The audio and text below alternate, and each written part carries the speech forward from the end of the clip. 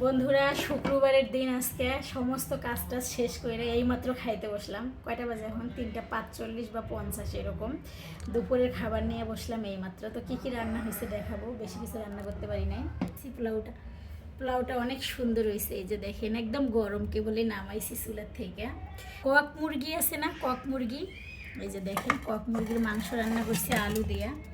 আমার ঘরে আবার আলু ছাড়া খাইতে চায় না, এর জন্য হচ্ছে যে আলু দিয়ে মাংস রান্না করছি, একটু মাখা মাখা করে রান্না। এখানে রান্না করছি বাঘার মাছ, বাঘার মাছ যে বলে না, সেই মাছটা। অনেক বড় একটা মাছ নিয়ে, বাঘাইর মাছ বড় সাইজের নিয়ে আসছিল দুইটা। এটা নদীর বাঘাইর।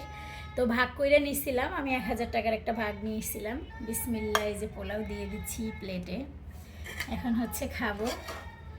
আর হচ্ছে আপনাদেরও দাওয়াত থাকলো, অবশ্যই সবাই চলে আসেন। আর কেমন হয়েছে আমাদের রান্নাবান্নাগুলো অবশ্যই সবাই কমেন্ট করে জানাতে ভুলবেন না।